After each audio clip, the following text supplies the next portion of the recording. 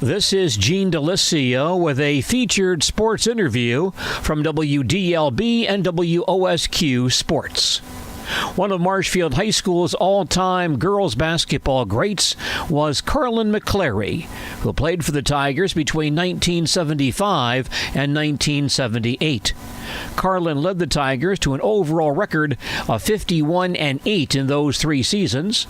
And during that time, the Tigers shared 2 Wisconsin Valley Conference girls basketball championships and advanced to the WIAA Class A state tournament in 1977.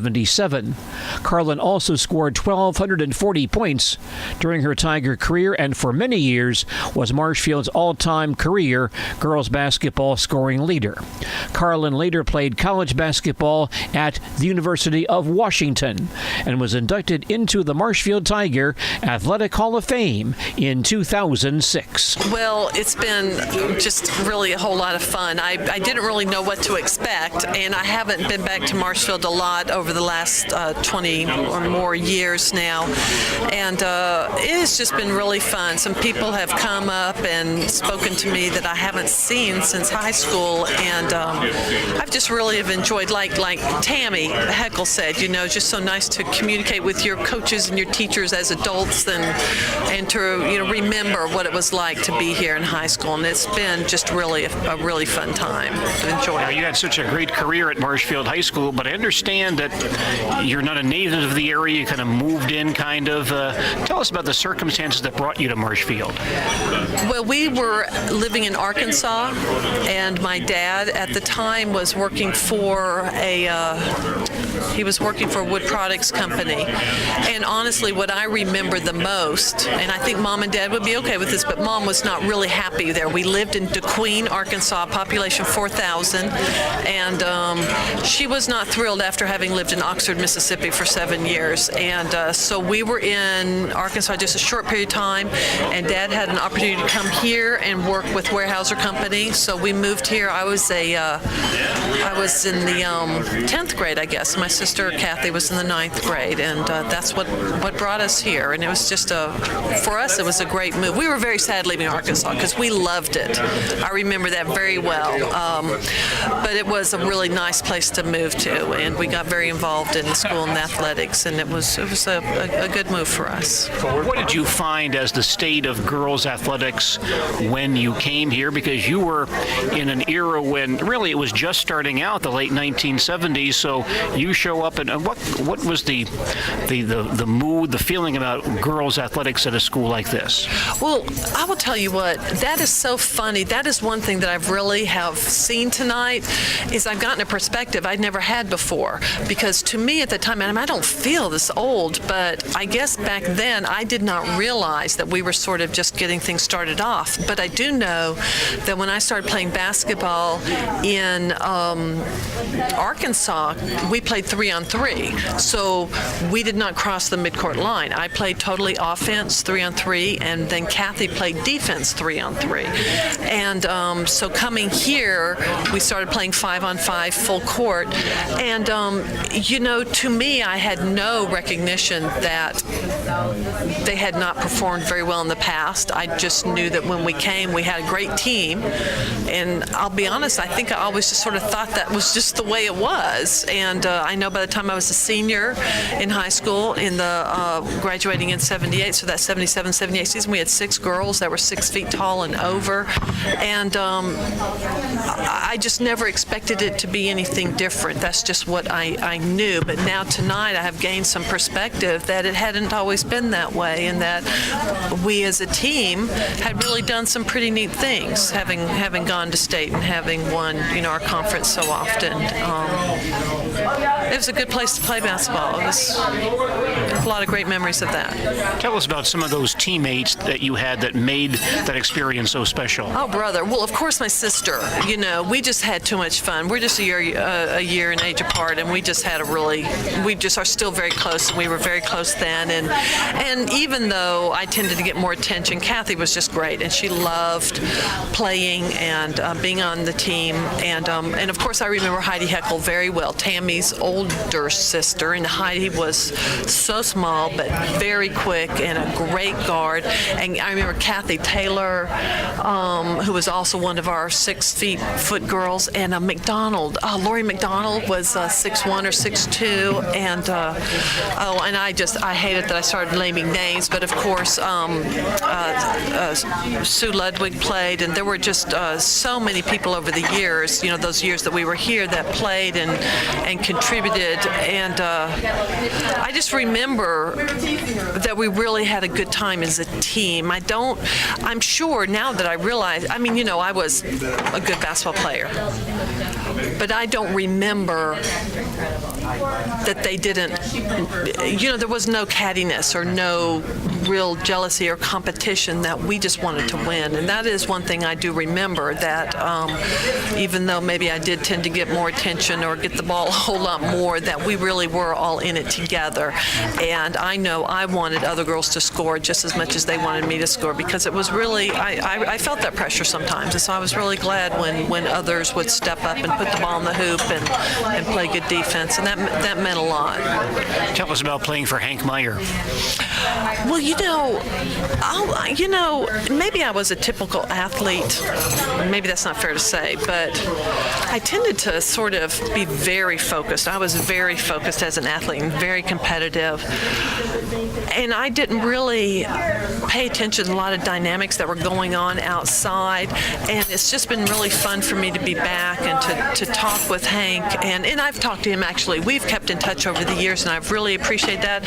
But I remember, people, and I don't know, I hope Hank will be okay when he hears this, but I remember people saying something about his temper or whatever, but I never even remember any of that. I know that he was intense, but I was too.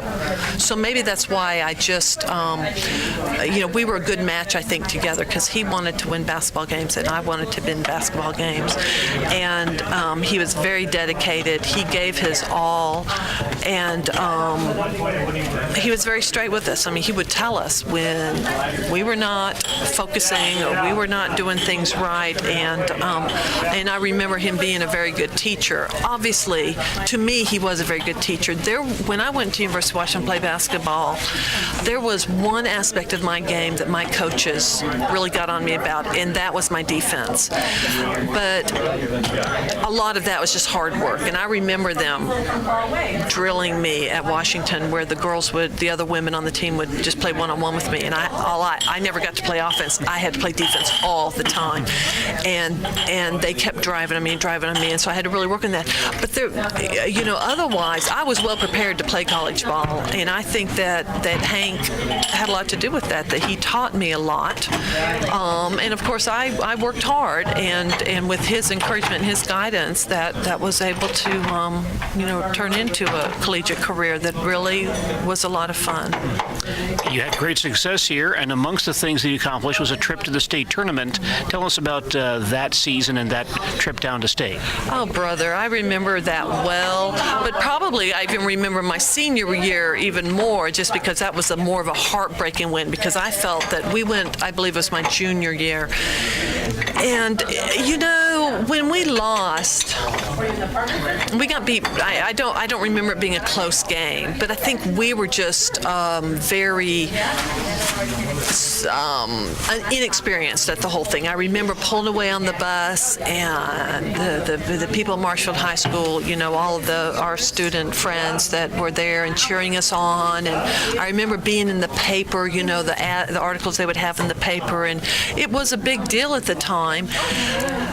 And I think we were just very inexperienced. So my senior year, I think we felt that we had that behind us, and we were going to really just do it. And we were close to undefeated the whole season until that final game in sectionals, when we lost to, I hate to say it, but I don't remember if it was Wausau East or Wausau East, and we lost. And I remember the only thing that could take that pain away was my dad we got on an airplane the next day, and we left town and went out to University of Washington to visit.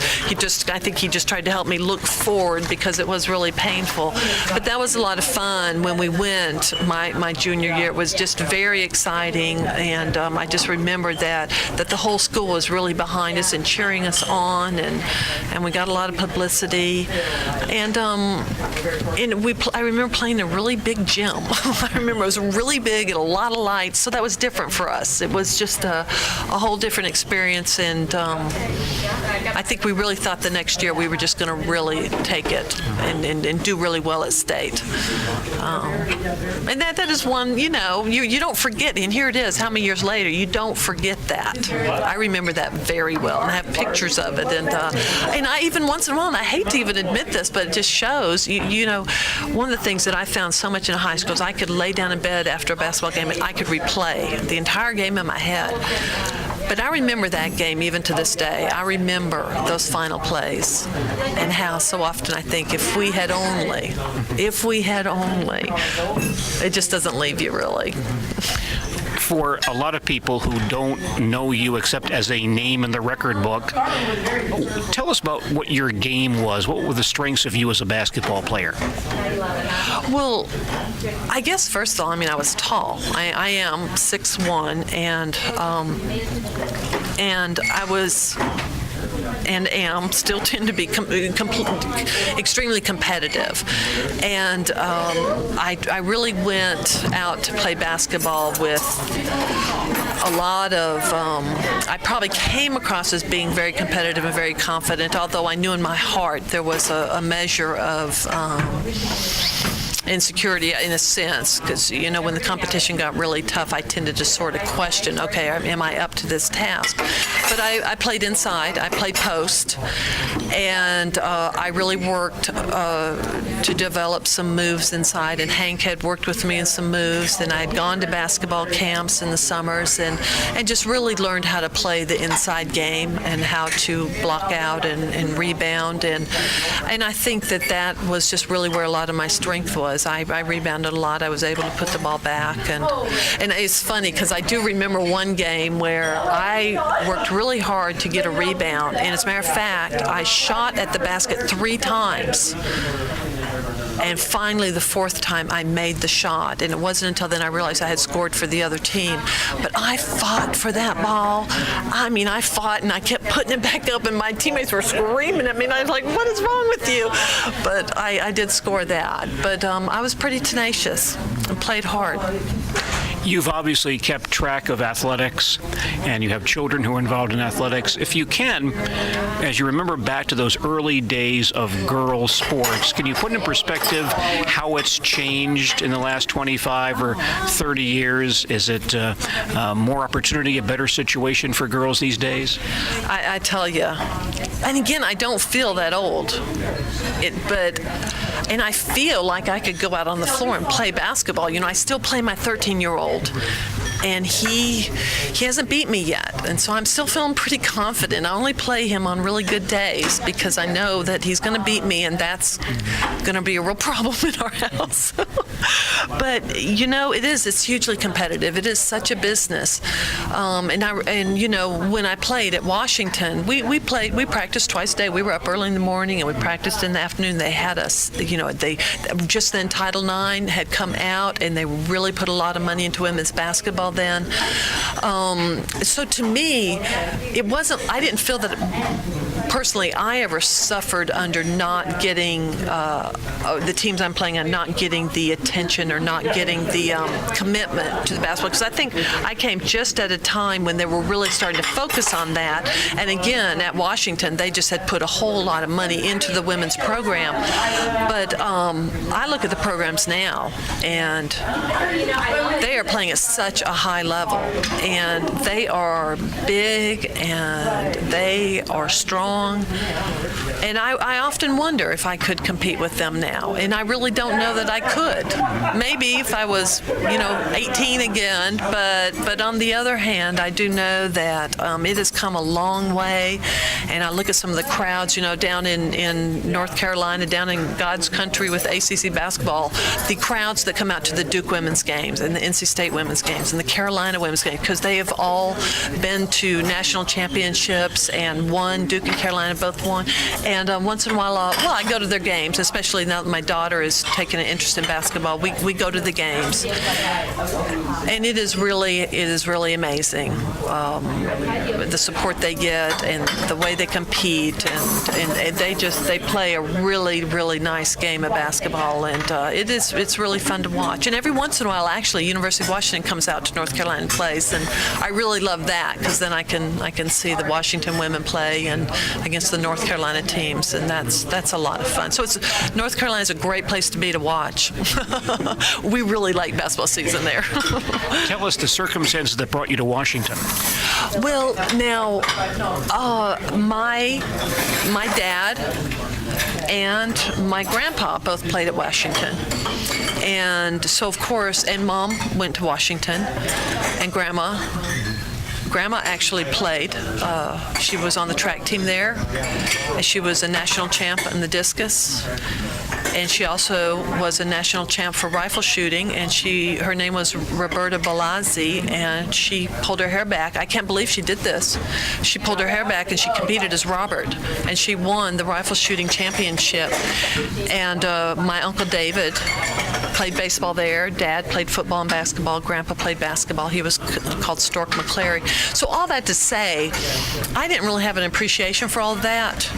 I just knew I wanted to play basketball, and I was recruited by a number of places and made a decision. Dad and Mom really kind of wanted me to go out to Washington because I would be close to Grandma and Grandpa out there and have family, and that was, I think, a very important thing for them. Because at the time I left Marshfield, we moved to North Carolina, and I think they had a concern about me then going to a school where maybe I wouldn't have family since they would now be living in North Carolina. And so that's really what led me out there. And I'll be honest, again, I remember after we had lost that sectional game when I was a senior, we went out to Washington the next day. And that particular day, it was bright blue. And I was standing on campus, University of Washington, over this very famous fountain. And in the background, the fountain and the buildings framed Mount Rainier. And it was just clear blue. And you know, even as 18-year-old, all you got to see is that majesty. And it was a done deal. It was gorgeous. And then I met the coaches and I met some players, and it just made sense. Although I will admit that summer I met the coach at Stanford, and I had been recruited some by Stanford, and this was a new coach coming in, and I really wanted to go to Stanford. But I'd already made a decision to go to Washington, and I wanted to get out of it, but I ended up, of course, going, and that worked out to be a good thing. But that caused a little heartache that summer. And you had a very good career at Washington also. Yeah, I had a good career at Washington. It happened to be that when I went there, a lot of the women from the basketball team left because they were unhappy with a coaching situation there. So I came in, and I remember distinctly they had an excellent team when I signed to go there. They had won their league championship. We didn't play in the Pac-10 back then. We played in another league of essentially Pac-10 teams, so it wasn't called that for women at the time. And they were very good. They had won the league, and they had some excellent ball players, and most of them left. So as a freshman, I came in and immediately started. And I didn't anticipate that. I knew when I signed on with Washington that I wasn't going to play as a freshman. I wasn't going to start. I really expected to earn a spot, which is what I wanted. I truly wanted that because, you know, I'd had an opportunity to start all through high school, and I just wanted that real push. But I walked on the floor and started playing, and you know, it went well. I did set some records as a freshman and continued on. And it's funny, there were a few records I remember very distinctly, scoring records that I set, and it just happened to be both times that my dad was there. And so, of course, you know, then they wanted to start, you know, getting Dad. He lived in North Carolina at the time, and he came out and visited. And Dad was there whenever he could be, and Grandma and Grandpa came to every basketball game. And I have fond memories of seeing Grandma and Grandpa up there. And And so it was good. I set a lot of records there, and as I mentioned tonight, most of them have been broken. There's a few that stand, like the fouling record, and I laugh about that, and I have some pride about that fouling record, because I know, as my husband said, most kids don't go to a collegiate program with the aspiration of setting the foul record. They want to set the scoring record, but not the foul record. So I really feel certain that I will have that record for ever. Which is unfortunate, because, he also brought it to my attention. My husband's a very good thinker. He said, well, Carlin, imagine if you hadn't been sitting on the bench so much with fouls, what you could have done. And he said that to me about just a few years ago. Because, it was one of those deals where the yearbook had come in. He says, you've still got that foul record. He says, imagine what you could have done if you hadn't been sitting on the bench. And that was an interesting thought. I had never thought about that before. I want to ask you one more question, Carl, if I can. Can you reflect on the other sports you played in at Marshfield? A couple of comments on the other sports you were involved in. Well, and I appreciate that, because of course, my love was basketball, my first love. But every sport I played in, it was really important to me. I remember playing tennis all summer long in preparation for the tennis season, and we had a pretty good season. And as a matter of fact, my doubles partner and I, and this is just going to show how bad my memory is, but we went to state. And our track team, my sister Kathy and I ran with Kay Adams. And, I should know, but we set the conference mile relay record. I ran the 440. I went to state in the 440. At that time, it was the 440. And all that to say is that whereas basketball, of course, was the key one for me, I loved those other sports. And I remember track really well, because we had the indoor track, and I assume it's still there at Marshfield. And I remember some of the guys who were friends that when we would run the track meets, or even in practice, I remember them running along the track with me and with a lot of us, cheering us on, even in practice, and helping us to get through there. And we really developed a very good mile relay team. And again, softball didn't start until after I left, I understand. But I played softball. I remember we played 100 at least softball games all summer long, and I loved softball, and I loved playing for Ron Golden. He was just an excellent coach. And again, I was just so sad to hear that he had passed away, because he had a big influence on me, as Hank did, Hank Meyer and Joan Jensen. And Gary Kohler. They all were excellent coaches, and I remember being a very happy athlete here. It was a happy place and lots of support, and I realized, looking back on it, that I just assumed this is the way it was. But now that I have kids who are competing, it's not the way it is. We've had some struggles with some of his coaches, because I have felt that they didn't know a lot of times what they were doing. And I look back on my high school career and I think, wow, I feel like I was blessed to play with coaches, or have coaches who knew what they were doing, and they loved their athletes. And I felt that. And I remember feeling very loved and supported and encouraged. I remember one track meet where I was crying, because my stomach used to hurt so bad before going out and running the 440. And I remember Coach Jansen, she was talking to me in the car on the way over there, and she says, Carlin, I was crying. I was like, I can't do this. It's so hard. And she said, yeah, it's really hard, because it's the longest sprint you will ever do. And it was almost like once she said that, I had this paradigm shift saying, well, that's why it hurts so much, is because I'm sprinting. And I remember her constantly giving me coaching about how to run the 440. And, get to this turn, you sprint for all you have, and then you hang on that last turn and come around. But just things like that really stuck with me. I remember the coaching that they gave me. I remember Ron Golden holding me accountable and requiring me to get my emotions under control. He really made me. He made me, because I was a very emotional ball player, and I didn't like it, but it was good. It was really helpful, because I needed to do that going into college. I had to get it under control. I was a wild woman. Yeah, so I mean, I just really, I'm filled with a lot of appreciation tonight because I gained a lot of perspective tonight about my whole high school experience, and I really do appreciate it. Former Marshfield Tiger sports standout Carlin McClary inducted into the Marshfield Tiger Athletic Hall of Fame in the inaugural Hall of Fame class of 2006. This is Gene DeLisio for WDLB and WOSQ Sports.